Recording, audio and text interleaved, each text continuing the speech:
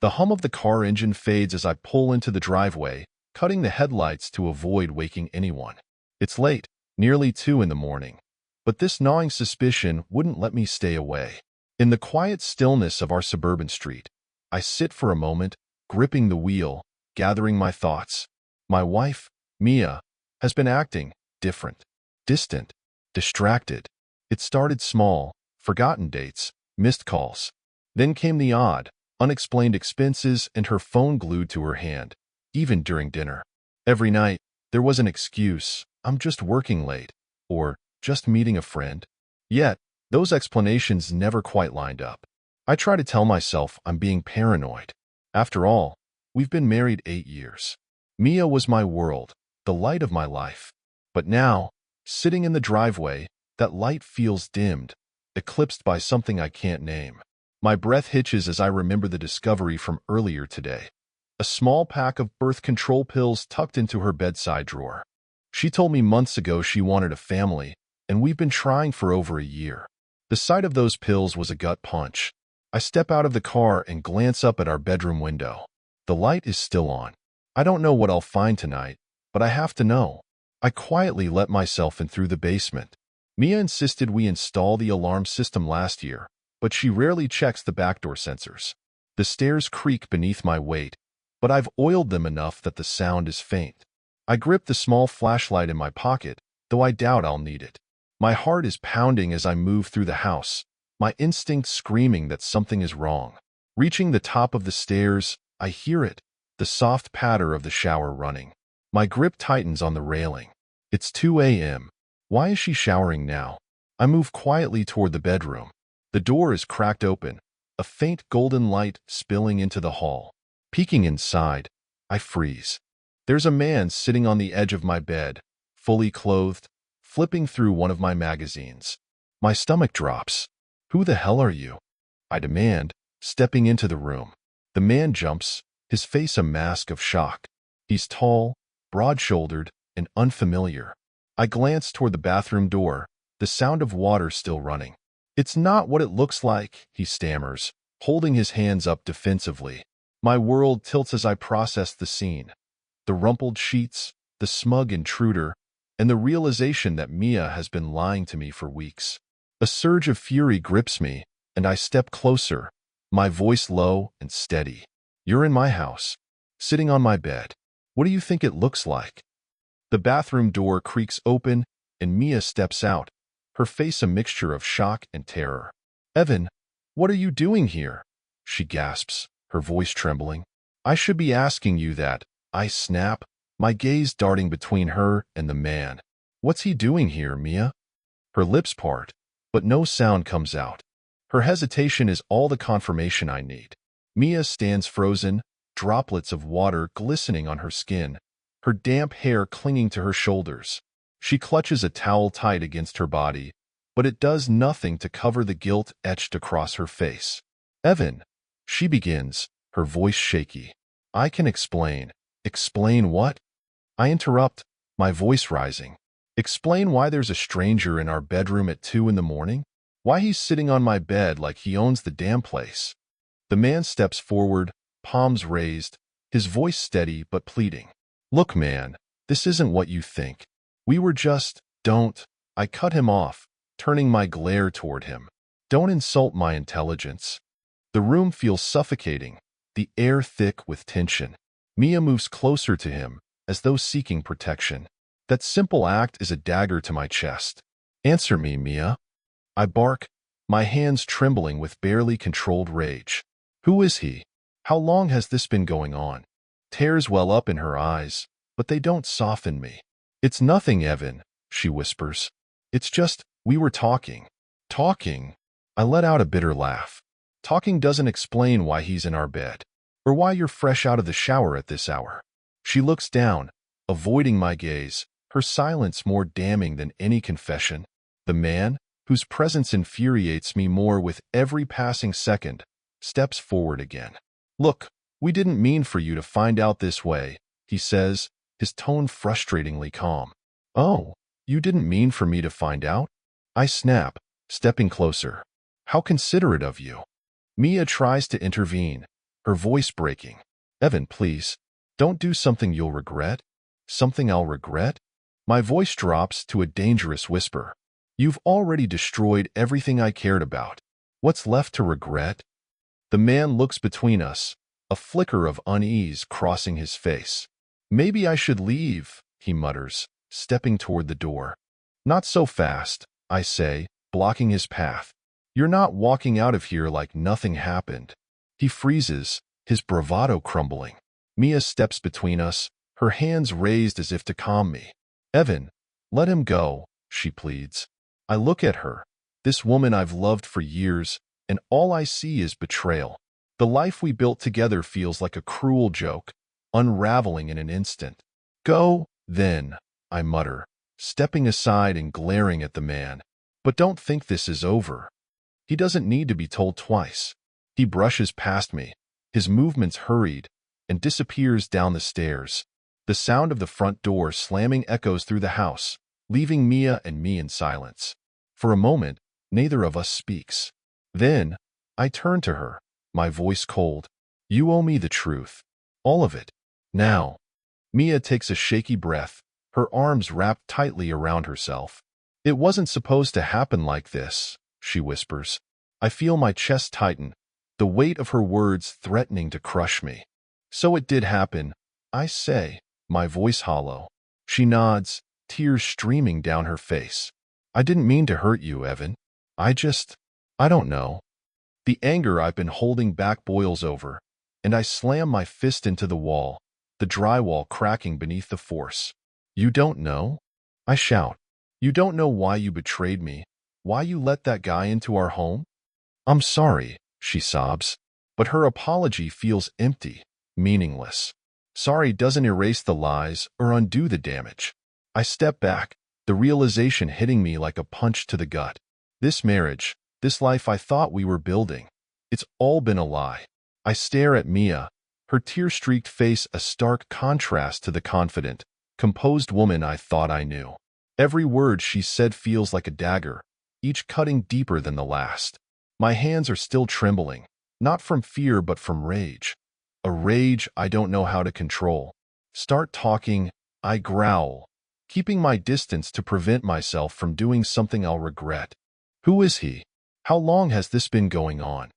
Mia hesitates, her gaze darting toward the bedroom door as though searching for an escape. When she looks back at me, there's something in her eyes, shame, guilt, maybe even regret. But it's too little, too late. His name is Ryan, she says, barely above a whisper. We've been seeing each other for a few months. I flinch at the confession, the words landing like a physical blow. Months. This wasn't a mistake or a moment of weakness. It was deliberate, ongoing. And you let him into my house? My voice is low, cold. It wasn't supposed to happen like this, she says, wringing her hands. He needed a place to talk, and you were out of town. Stop lying. I snap, my voice echoing off the walls. You were in the shower. He was sitting on our bed. Do you really expect me to believe that's all you were doing? Her shoulders slump, and she looks away, unable to meet my eyes. The silence that follows is deafening, an admission in itself. Why, Mia? I ask, my voice softer now, though the hurt is no less sharp. What did I do to deserve this? She looks up, her face crumpling. You didn't do anything, Evan. It's not you. It's me. I felt trapped, like I couldn't breathe. Ryan made me feel free. Free? The word tastes bitter on my tongue. So your solution was to destroy everything we built together? To throw away 8 years of marriage for what? A fling? It wasn't just a fling, she says, her voice trembling. I thought I loved him. The room tilts, and I grip the edge of the dresser to steady myself. Thought. Past tense. But it doesn't matter. Whether she loves him or not, the damage is done. I turn away, unable to look at her anymore. The sight of her, the sound of her voice, it all feels like salt in an open wound. I want you out, I say, my back to her. What? You heard me, I snap, turning back to face her. Pack your things and get out. I can't look at you right now, and I sure as hell can't share a roof with you. Evan, please, she begs, stepping toward me. Can't we talk about this? Can't we try to fix it? Fix it? I laugh bitterly. There's no fixing this, Mia. You broke us. You made your choice, and now you have to live with it. She reaches for me, but I step back, my hands raised as if warding off an attack. Don't, I warn her. Don't touch me. Her tears flow freely now, but I don't care. I can't care. Not anymore. Without another word, I leave the room, slamming the door behind me. I head downstairs, my mind racing with everything I've just learned. My life feels like it's been ripped apart, and I have no idea how to put the pieces back together. Sitting on the couch, I bury my face in my hands and take a deep, shuddering breath. The anger still burns inside me, but beneath it is a crushing sadness, a grief for the life I thought I had, the woman I thought I knew. Upstairs, I hear the sound of drawers opening and closing, of hurried footsteps. She's packing, just as I told her to.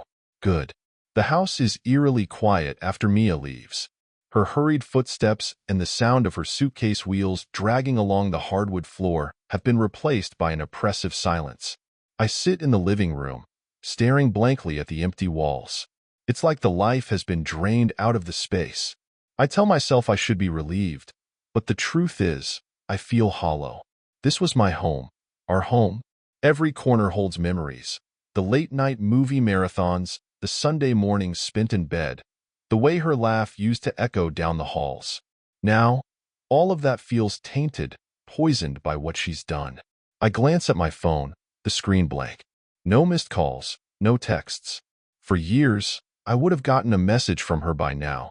An apology, a plea to talk. But not tonight. Tonight, the silence between us is deafening. I can't stay here. Not like this. The walls feel like they're closing in, suffocating me. Grabbing my keys, I head out to the truck, the cool night air hitting me like a slap to the face. I don't know where I'm going, but I know I can't sit in that house another second.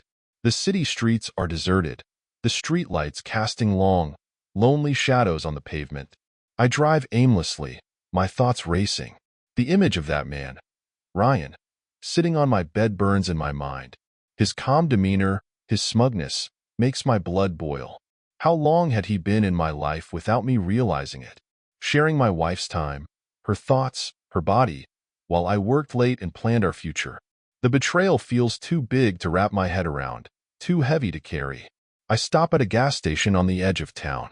The fluorescent lights buzz overhead as I fill up the tank, my mind still churning. Inside, I grab a bottle of water and a pack of gum. The cashier, a young guy with headphones draped around his neck, doesn't even look up as he scans my items.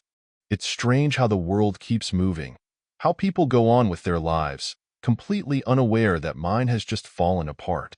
Back in the truck, I sit for a moment, gripping the steering wheel. The question I've been avoiding rises to the surface, refusing to be ignored. What now? I don't have an answer. The life I built, the future I envisioned, is gone. All that's left is a pile of shattered pieces, and I have no idea how to put them back together. I drive home, the dread building with every mile. The house looks different now, darker somehow. The porch light is still on, but it feels like a cruel joke, a beacon for a happiness that no longer exists. Stepping inside, I'm hit by the stillness again.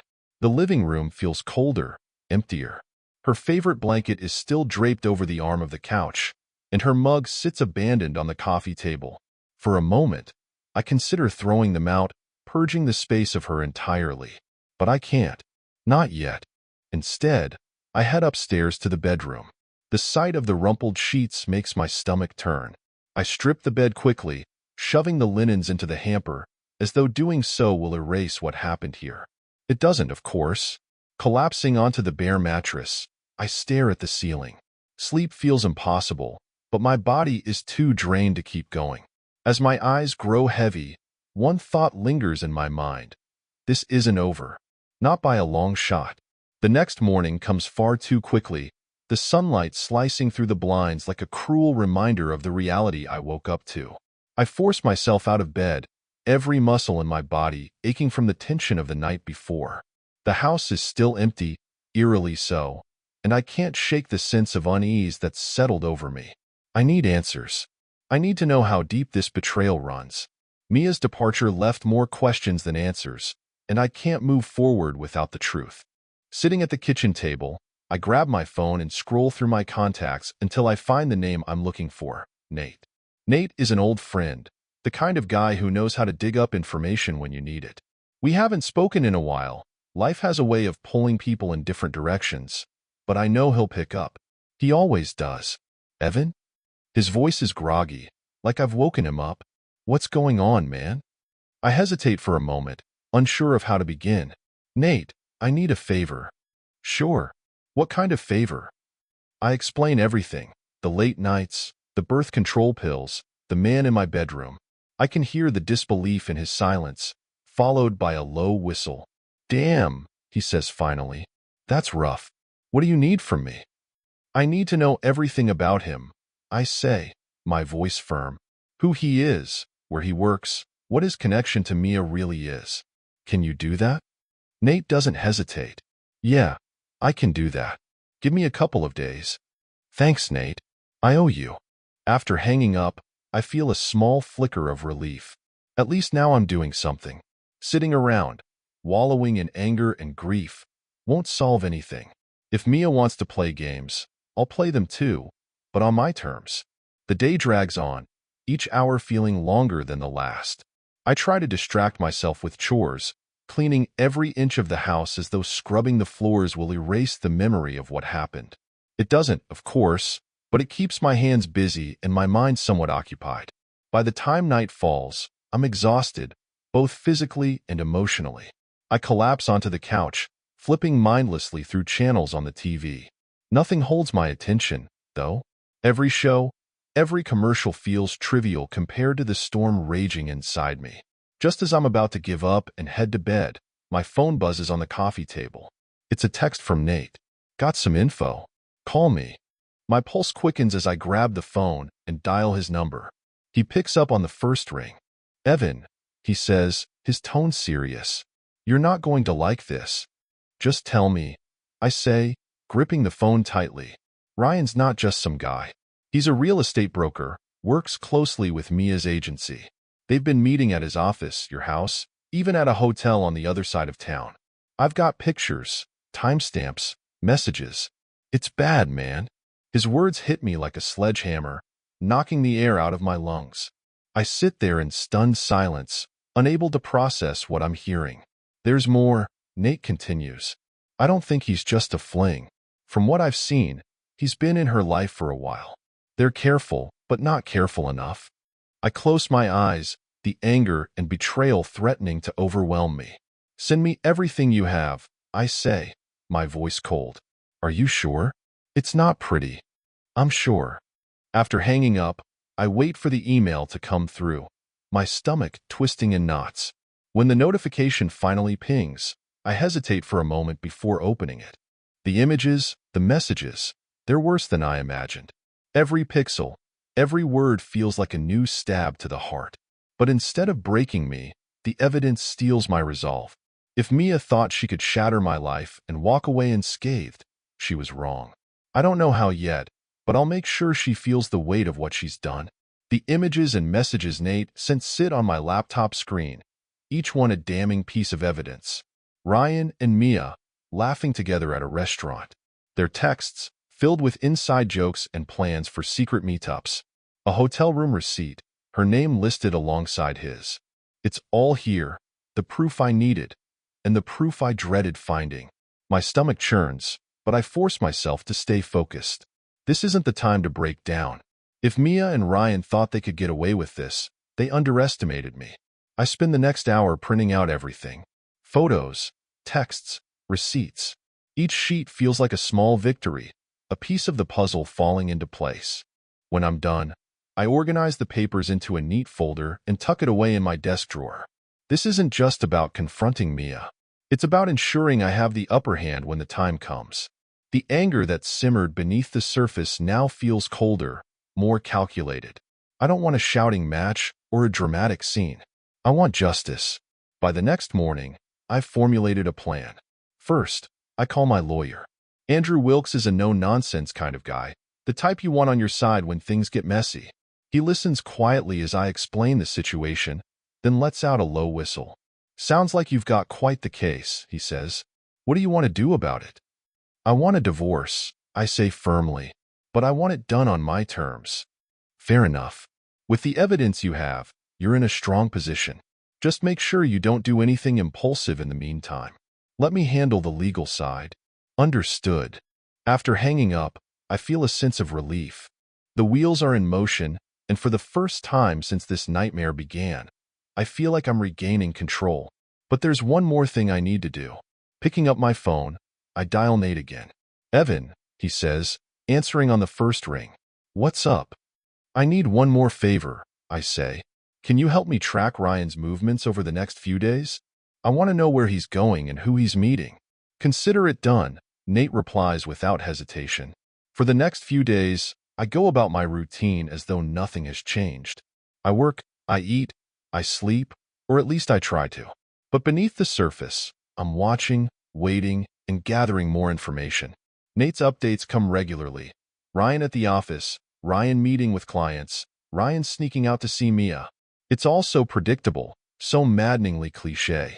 I wonder if they even considered how careless they were being, or if they thought I'd never catch on. By the end of the week, I have everything I need.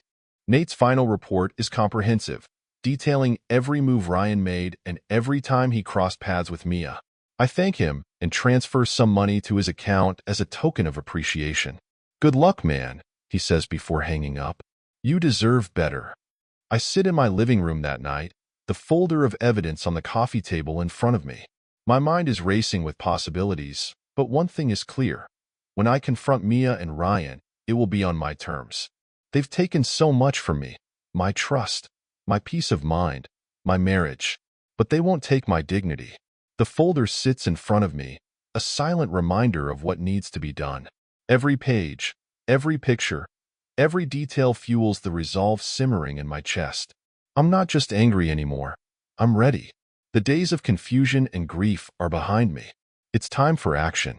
But this won't be a rash outburst. No yelling. No violence.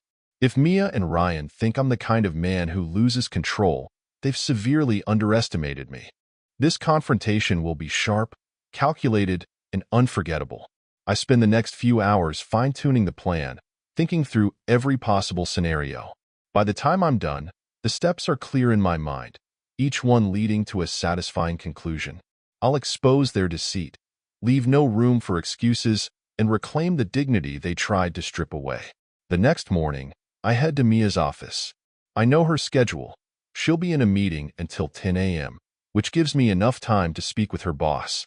As I walk through the glass doors of the real estate agency, I catch sight of her name on the office directory. Mia Greer, Senior Agent. The receptionist greets me with a smile. Can I help you? Yes, I'd like to speak with Mr. Campbell, I say, keeping my tone polite. It's about one of his employees. She hesitates, her smile faltering slightly. Is he expecting you? No, I admit, but I promise this is important. Something in my expression must convince her, because she picks up the phone and dials. A moment later, she gestures toward a hallway. He'll see you now. Office at the end of the hall. I walk in, clutching the folder tightly. Mr. Campbell is an older man, his graying hair neatly combed, his suit impeccable. He rises to greet me, his handshake firm. Mr. Greer, he says, what brings you here today? I take a seat across from him, placing the folder on his desk. I'll get straight to the point. This involves one of your employees, Mia Greer, and her personal misconduct. His brow furrows. Personal misconduct? Yes. I open the folder and begin laying out the evidence. Photos of Mia and Ryan, hotel receipts, and messages exchanged on company time. This relationship is not only unethical but potentially damaging to your firm's reputation. Mr. Campbell leans forward, scanning the documents. His expression hardens as he flips through the pages. I see, he says finally. This is troubling. I nod. I thought you should be aware.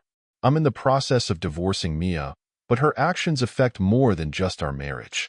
If she's using company resources to facilitate this affair, it's a liability. Mr. Campbell closes the folder and sits back, his gaze sharp. Thank you for bringing this to my attention.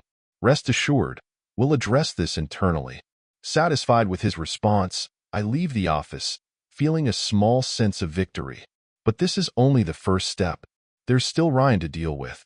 The next part of the plan involves him directly. I know he frequents a coffee shop near his office around lunchtime, and thanks to Nate's tracking, I know his schedule like clockwork. At precisely 12:30, I walk into the cafe and spot him at a corner table, scrolling through his phone. Ryan, I say, my voice steady but firm as I approach. He looks up, surprised, and then recognition dawns. Evan, he says, his tone cautious. What are you doing here? I pull out a chair and sit across from him, sliding the folder onto the table. His eyes flicker to it, then back to me. We need to talk, I say. Ryan swallows, clearly uneasy. About what? You know damn well what, I reply, leaning in.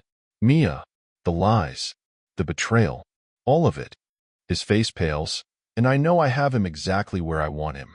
Ryan stares at me, his hand tightening around the coffee cup in front of him.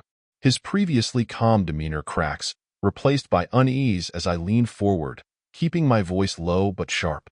I know everything, I say, sliding the folder closer to him. I know where you've been, what you've done, and how long it's been going on.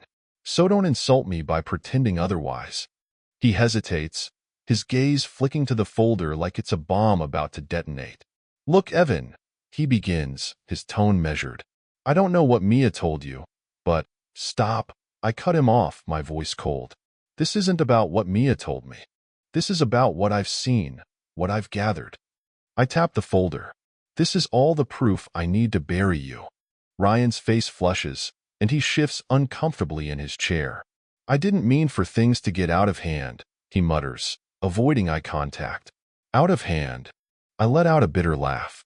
You mean sneaking into my house, into my bed, with my wife? Yeah, I'd say that's a bit out of hand. I didn't know you'd find out, he blurts, then immediately regrets it, realizing how pathetic the excuse sounds. No, you didn't, I say, leaning back. But here we are. Ryan looks around the cafe, as though searching for a way out, but the room is too crowded for him to make a quiet escape without drawing attention. I let the silence stretch, forcing him to sit with his discomfort. What do you want? He asks finally, his voice low. That's a good question, I say, tapping my fingers on the table. What I want is for you to understand what you've done. You didn't just wreck my marriage. You disrespected me in ways you can't even comprehend. I didn't mean, don't, I interrupt, my voice sharp. Don't pretend this was some innocent mistake. You made a choice. A deliberate, calculated choice. And now, you're going to live with the consequences. Ryan shifts in his seat again, his confidence eroding by the second. Look, I'm sorry, okay? I didn't mean to hurt anyone. I laugh, the sound bitter and hollow. Sorry? That's all you've got? Sorry doesn't cut it, Ryan. Not after what you've done. He opens his mouth to respond, but I hold up a hand, cutting him off. Here's how this is going to go. You're going to stay out of my life, out of Mia's life, and out of my sight. If I so much as catch a whiff of you near her, or me, you'll wish this confrontation was the worst thing that happened to you. Ryan swallows hard, nodding quickly. Fine. Whatever you say. I stand, picking up the folder and tucking it under my arm. Good. And just so we're clear, if you try to cross me, I won't hesitate to use every single piece of evidence I have to ruin you. Professionally, personally, whatever it takes. He doesn't respond, his eyes glued to the table as I turn and walk away. The weight of my words hangs in the air, and I know he feels it. Outside, the cool breeze hits me, and for the first time in days, I feel a flicker of relief. Confronting Ryan doesn't erase the betrayal, but it gives me a sense of control, a sense of closure. Now, there's only one more confrontation left. Mia. The drive back to the house feels longer than it should, the weight of what's to come pressing down on me. Ryan is out of the picture now, at least for the moment. But Mia, she's the root of all of this. I've rehearsed what I'll say to her a dozen times in my head, yet the thought of facing her still twists my stomach in knots. When I pull into the driveway, her car is already there. She must have known this was coming. Good. Let her squirm. Let her sit with the anxiety I've been drowning in for days.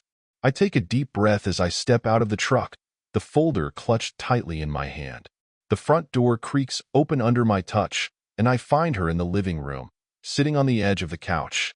She looks up at me, her eyes red and swollen from crying. "Evan," she starts, her voice soft, hesitant. I hold up a hand, cutting her off.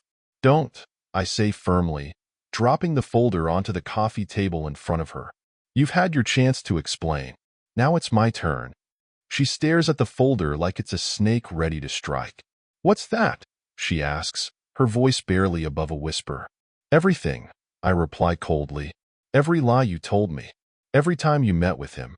Every piece of evidence you didn't think I'd find." Her hands tremble as she reaches for the folder, flipping through the contents. The pictures, the messages, the receipts. It's all there, laid bare. She covers her mouth with a shaking hand, her eyes filling with fresh tears. "I didn't want you to find out like this," she whispers. "Didn't want me to find out?" I repeat, my voice sharp. "You shouldn't have done it in the first place, Mia. Did you really think you could keep this hidden forever?" I didn't mean for it to happen," she says, her voice breaking. "I was unhappy, Evan. I felt alone, like you didn't see me anymore."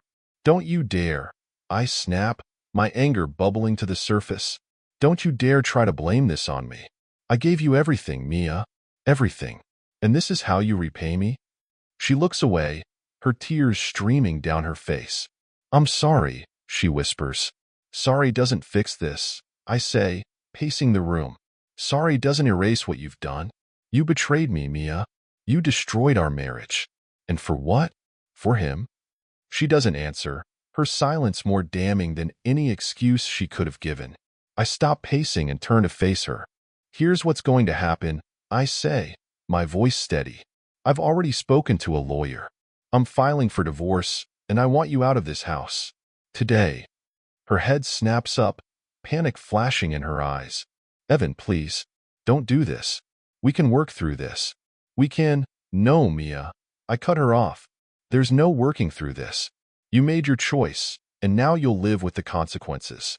She stands, her hands reaching for me. "I still love you, Evan," she says desperately. "I made a mistake, but I love you. Can't we just—" I step back, out of her reach. "You don't love me, Mia. If you did, you wouldn't have done this. Love isn't just words, it's actions. And your actions have made it clear where your heart lies." She crumples back onto the couch, sobbing into her hands. I feel no pity for her, no sympathy. She's not the victim here. I am. "I'll give you until the end of the day to pack your things," I say, heading for the door. "After that, I don't want to see you again." With that, I walk out, leaving her sobbing in the living room. The moment the door closes behind me, I let out a long, shuddering breath. The weight of the confrontation lifts slightly, but the scars it leaves behind feel deeper than ever. The sound of the door slamming echoes in my ears as I step out into the crisp afternoon air. My hands tremble slightly as I grip the keys in my pocket, the confrontation with Mia replaying in my mind. It was everything I imagined it would be, raw, painful, and final. Yet, despite the closure, the ache in my chest remains. I drive aimlessly for a while, letting the road guide me while my thoughts spiral. This wasn't how my life was supposed to turn out. Mia and I were supposed to be a team, building a life together. Now, everything we built feels like a house of cards, toppled by her betrayal. Eventually, I pull into the parking lot of a park on the edge of town. It's quiet here, the kind of place where people come to clear their heads. I sit on a bench overlooking a small lake, the gentle ripple of water offering a rare moment of peace. As I watch the ducks glide across the surface, I think about what comes next. Divorce is inevitable, and while the thought of severing the last ties to Mia stings, I know it's the right move. There's no going back, not after everything she's done. My phone buzzes in my pocket, pulling me from my thoughts. It's a text from Nate, all good on my end. "Let me know if you need anything else." I type a quick reply, "Thanks for everything, man. I owe you." Putting the phone away, I take a deep breath. Nate's support has been a lifeline through all of this, but now it's up to me to figure out how to move forward. The next few days blur together in a haze of logistics and paperwork. I meet with my lawyer, Andrew, to finalize the divorce proceedings. He assures me that with the evidence we've gathered, I'll come out ahead. She won't be able to contest much, he says. You've got the leverage. It's a small comfort, but I'll take it. Each step feels like a nail in the coffin of my old life, and while it's painful, it's also necessary. Mia packs her things and moves out within the week. I don't stay in the house while she's there. I can't. The thought of seeing her brings a fresh wave of anger I'm not ready to face. Instead, I stay with Nate for a few nights, grateful for his company and the distraction. When I finally return to the house, it feels like a different place. Mia's presence is gone, and with it, the warmth and familiarity that made it home. The emptiness is almost suffocating, but it's also an opportunity, a blank slate to rebuild my life. I start small, rearranging the furniture, taking down the pictures of us together, repainting the bedroom. Each change feels like a step toward reclaiming the space, toward making it mine again. But it's not just the house that needs rebuilding. It's me. The man I was before Mia's betrayal is gone, and in his place is someone I barely recognize. Angrier, more guarded, and deeply wounded. If I'm going to move forward, I need to confront those parts of myself too. I dig out an old journal from the back of my closet, something I haven't touched in years. Writing has always been a way for me to process my thoughts, and now it feels more necessary than ever. Each night, I pour my feelings onto the pages, my anger, my grief, my hopes for the future. It's messy and painful, but it's also cathartic. Slowly, I begin to find moments of clarity. The weight of Mia's betrayal doesn't feel as crushing as it once did. The anger still simmers beneath the surface, but it's tempered by a growing sense of determination. I've survived this far, and I'll keep surviving, one day at a time. Days turn into weeks, and the ache of betrayal begins to dull, replaced by a quiet resolve. I throw myself into work, tackling projects with an intensity one didn't know I had. The long hours keep my mind occupied, and for the first time in a while, I feel a sense of purpose creeping back into my life. The house, too, is beginning to feel like mine again. The bedroom now has a fresh coat of paint, a deep blue that feels calming. I replaced the old bedspread, rearranged the furniture, and even bought a few plants to bring some life back into the space. Each change feels like a step forward, a declaration that I'm reclaiming what's mine. But it's not just about the house or work. It's about rebuilding myself, rediscovering who I am outside of my marriage to Mia. And that's a process I can't rush, no matter how much I want to. One evening, as I sit on the porch nursing a cold beer, my phone buzzes. It's Nate again, his timing impeccable as always. "How's the bachelor life treating you?" his text reads. I smile for the first time in what feels like days. Not bad. The house is looking better. So am I think. His response comes almost immediately. "Good to hear. But you can't stay a hermit forever. You should come out with me this weekend. There's a barbecue at the Thompson Ranch. Good food, good people. You need a change of scenery." I hesitate. The thought of mingling with strangers feels daunting, but at the same time, Nate has a point. I've been isolating myself, and maybe it's time to step out of my comfort zone. "Fine," I reply. "But if it's awkward, I'm blaming you." Deal. Saturday comes quicker than I expect, and before I know it, I'm pulling into the dirt driveway of the Thompson Ranch. The sprawling property is alive with activity. Kids running around, the smell of grilled meat wafting through the air, and the sound of laughter echoing from the backyard. It's the kind of warmth and energy I haven't felt in months. Nate greets me with a grin, a beer in hand. "You made it. Thought you might chicken out." "I thought about it," I admit, shaking his hand. "But here I am." He claps me on the shoulder. "Good. Let's get you fed and introduce you to some folks." As we weave through the crowd, I feel a few curious glances coming my way. Nate must have told some of these people about my situation, but thankfully, no one pries. They just smile, nod, and offer warm welcomes. And then I see her. She's standing near the edge of the yard, talking with an older couple. Her laughter carries across the space, light and genuine, and for a moment, I forget how to breathe.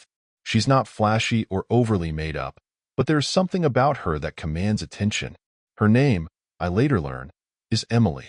Nate notices my gaze and smirks. That's Emily Thompson, Mike's daughter. She's good people, sharp, funny, and not bad with a set of tools.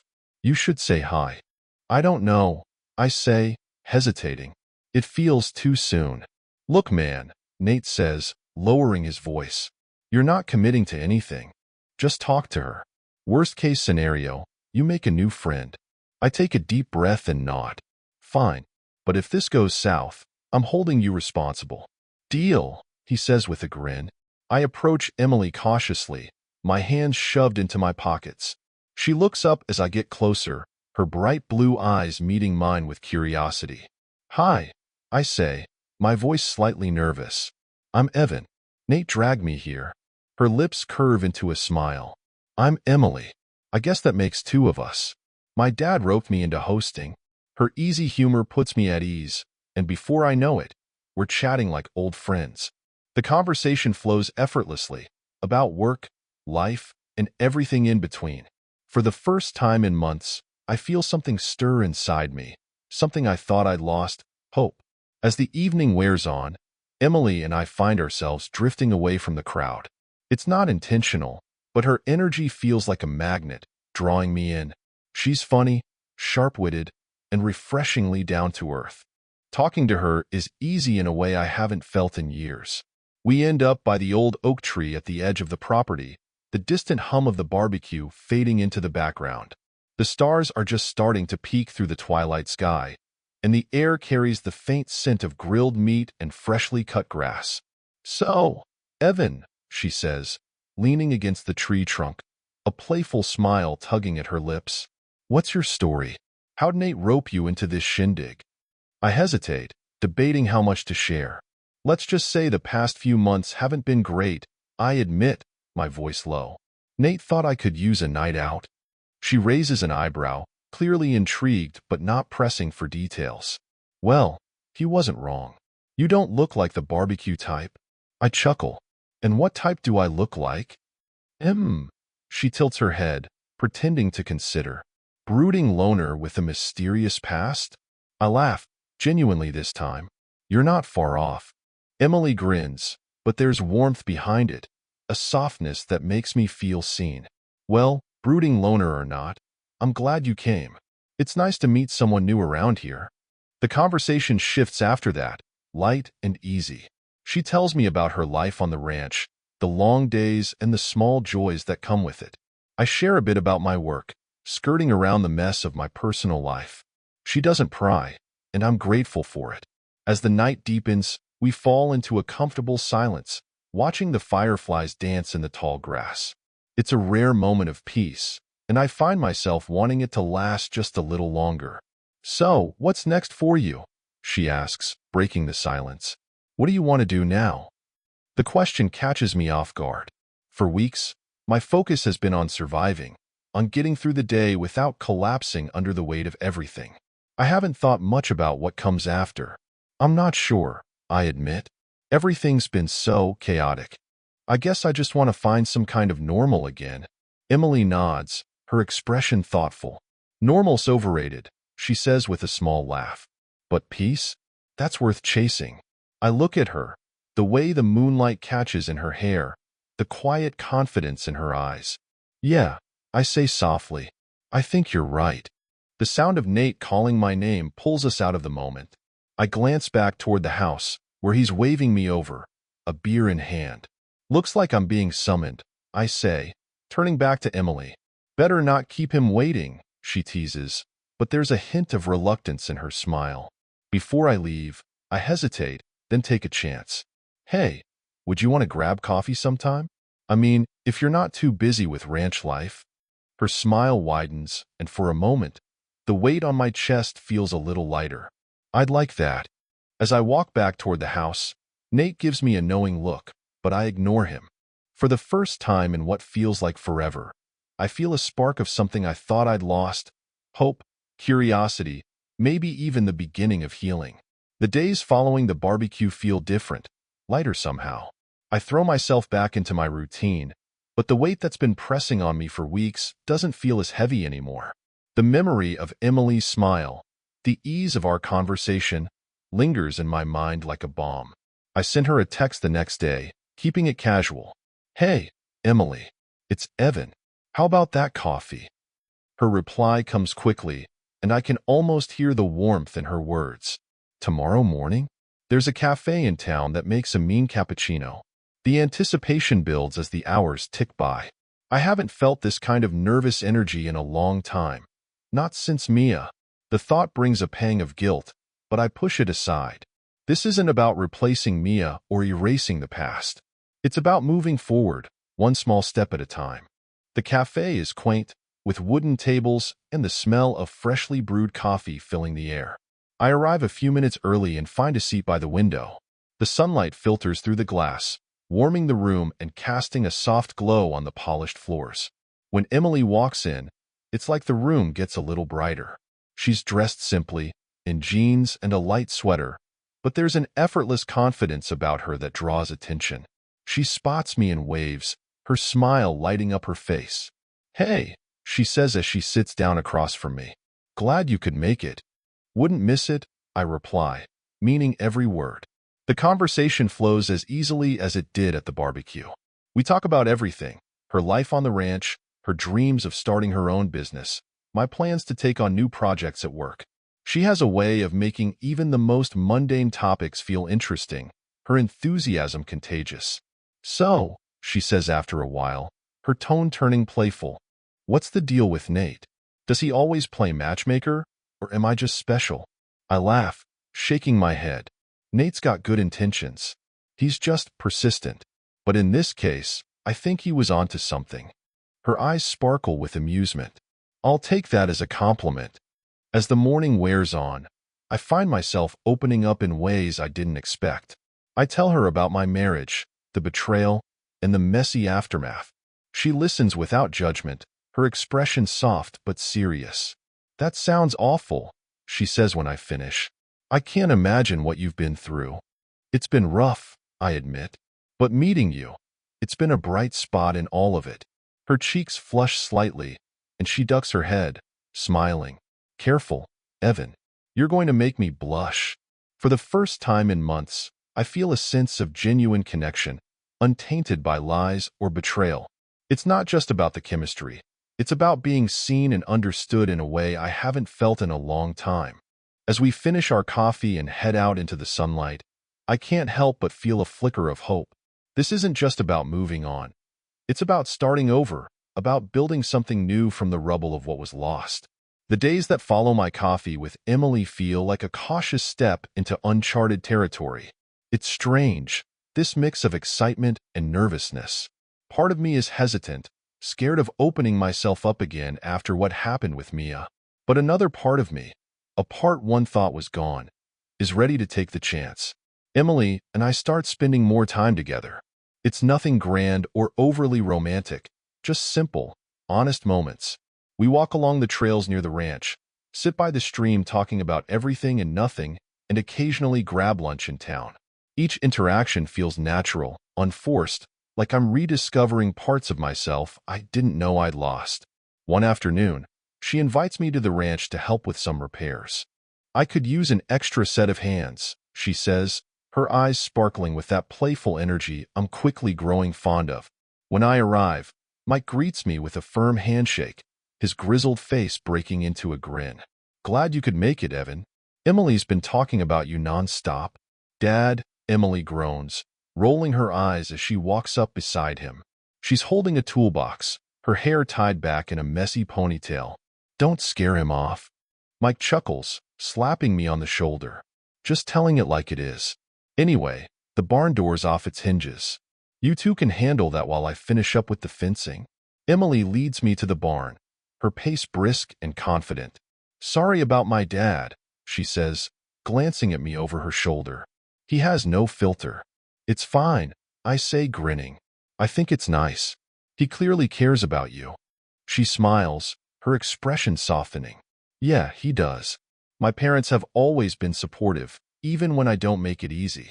As we work on the barn door, the conversation flows as easily as it always does. Emily tells me about her childhood on the ranch, the struggles of running a family business, and her plans to eventually take over the operation. "What about you?"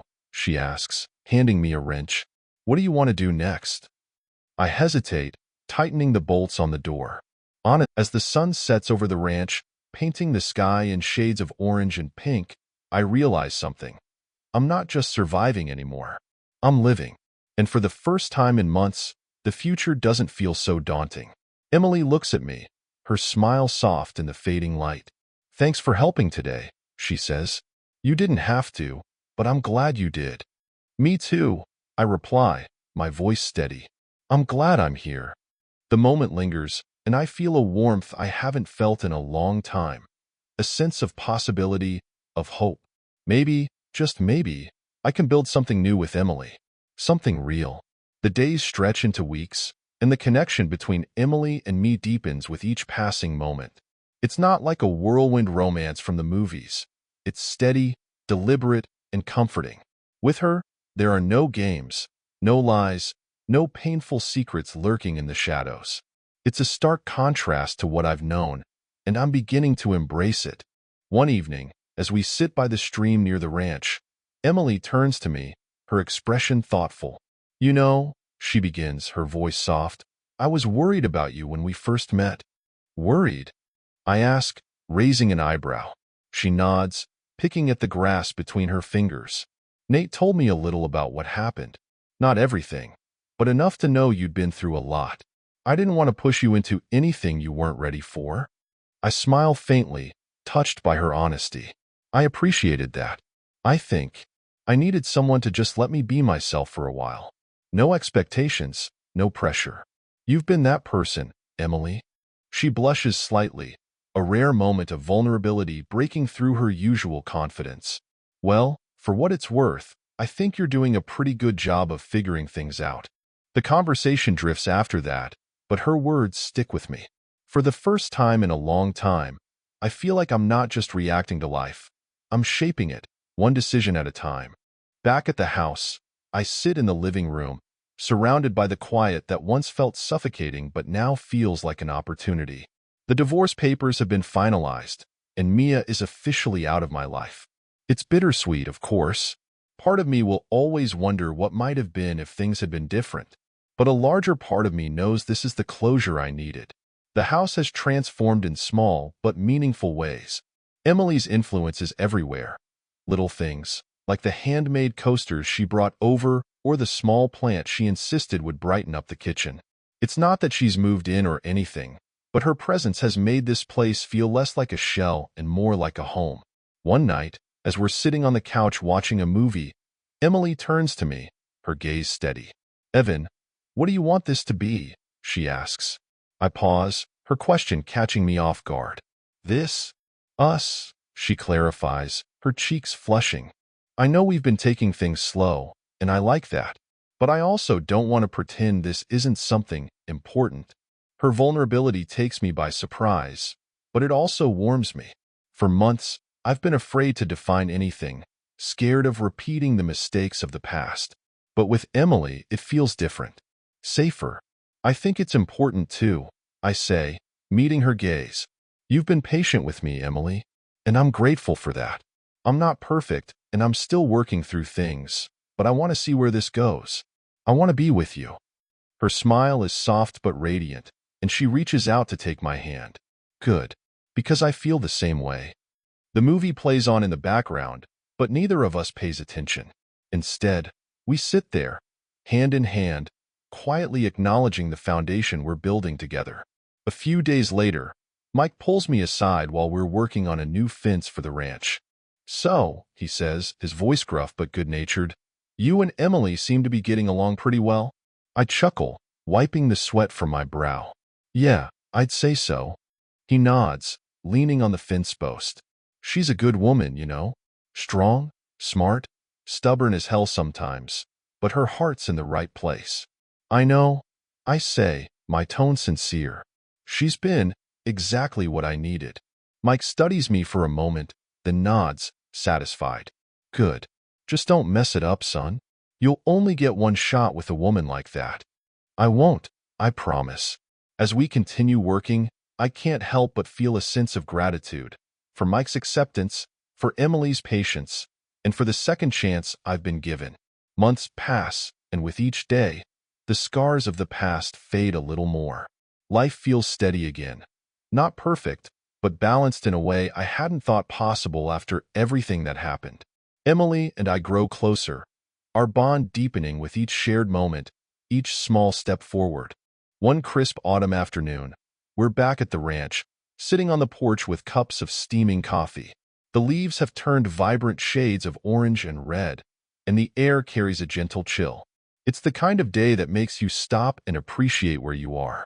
Emily leans back in her chair, her gaze drifting to the horizon. "You've been quiet today," she says, glancing at me. "What's on your mind?"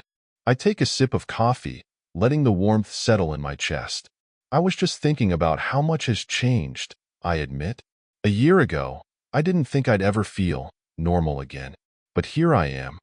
She smiles, her expression soft. "You've come a long way, Evan. I hope you're proud of that."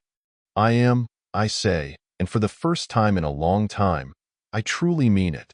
"And a lot of that's because of you." She shakes her head, brushing off the compliment. "You've done the hard work. I've just been here to cheer you on." "Don't downplay it," I say, reaching out to take her hand. "You've been my anchor, Emily. I don't think I could have gotten through this without you." Her cheeks flush slightly, and she squeezes my hand. "You're going to make me cry," she teases, though her voice wavers with emotion. The moment stretches between us, quiet and full of unspoken understanding. In Emily, I found more than just a partner. I found someone who makes me want to be better, who sees me for who I am and accepts me anyway. Later that evening, as the sun sets and casts a golden glow across the ranch, Emily and I walk down to the stream. It's become our spot, a place where we can talk or sit in comfortable silence. Tonight, though, I have something to say. "Emily," I begin, stopping by the water's edge. She turns to me, her eyes curious. "I've been thinking a lot about where my life is heading," I continue. "About what I want and who I want to be. And one thing's become crystal clear to me." "What's that?" she asks, her voice soft. I take her hands in mine, holding them tightly. "I want you to be a part of it. Whatever the future holds, I want to face it with you." Her eyes widen, and for a moment, she looks as though she doesn't know what to say. Then, a slow smile spreads across her face, and she steps closer. "You already have me, Evan," she says. "I've been yours for a while now." Her words hit me like a warm wave, washing away the last remnants of doubt and fear. I pull her into a hug, holding her close as the world around us seems to fade away. For the first time since my life fell apart, I feel whole again. The pain and betrayal are still a part of my story, but they no longer define me. Standing here with Emily, looking toward the future, this is what matters now. As we walk back to the house, hand in hand, I can't help but feel grateful, not just for Emily, but for the journey that brought me here. It wasn't easy, and it wasn't pretty, but it led me to something better, something real. This is my second chance, and I'm not going to waste it. Have you ever faced betrayal or had to rebuild your life after a heartbreak? Share your story in the comments below. I'd love to hear how you found strength and hope in your journey. Don't forget to like this video and subscribe for more gripping stories of resilience and second chances. Turn on notifications so you never miss a new upload. Thanks for watching, and remember, every ending is just the beginning of something new.